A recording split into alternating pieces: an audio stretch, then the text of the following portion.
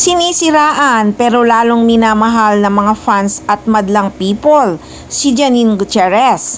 Siyempre isama na din natin ang mga buzzer ng aktres na minamahal na rin siya. Ayaw lang talaga nilang umamin.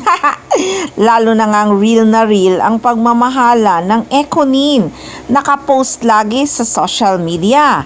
Maayos, maligaya ang relasyon ng mature couple na ito na sina Jericho Rosales at Janine Gutierrez. Mula nga nung mag-all out sila ay lagi talaga silang magkasama at laging nakapost sa SOCMED na walang ka-edit-edit.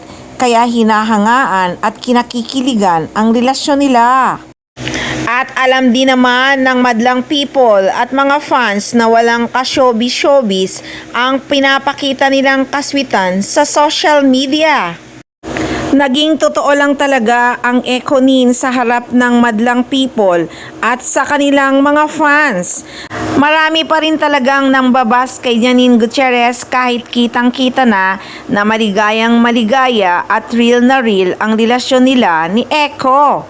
Sa nangyari ngang celebration ng boss nila sa View na si Miss Garlic Garcia ay nagkaharap-harap ang Ekonin at Kim Pao.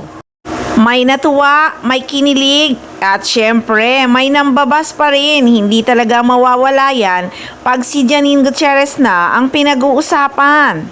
At syempre may reaction din talaga ang ilang mga fans sa pagkikita nga ng Ekonin at Kim Pao sa event na yon. The world is healing, aniya nga ng iba. Everybody happy na nga daw, pwede na silang matulog. Kaya naungkat na naman ang sinabi ni Janine Gutierrez kay Karen Davila na serious relationship nga sila ni Paolo Abilino noon, kaso private nga lang. Kaya labas daw si Kim Chiu ng mga aagaw at sinabi rin daw ni Paolo Abilino na hindi nga naging sila ni Janine Gutierrez.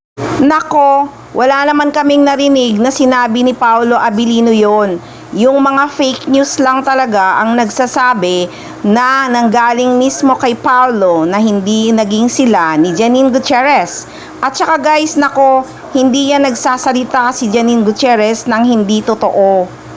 Hindi asyumera si Janine Gutierrez, di ba nga sa interview niya, dun sa pagtatapos ng seryeng Lavender Fields, sinabi niya talaga na takot siyang magsalita tungkol sa relasyon.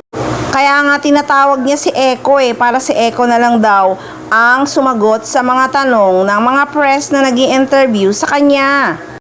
Ba't kaya hindi nila matanggap na nagmahalan talaga ang pauni noon? At ngayon naman ay nakapag-move on na talaga si Janine Gutierrez at si Paolo Abilino. Yun talaga ang kinagagalit ng mga fans ni Janine Gutierrez, ang sabihan nila ang aktres na asyumera. Na kung tutuusin, sila naman talaga ang asyumera.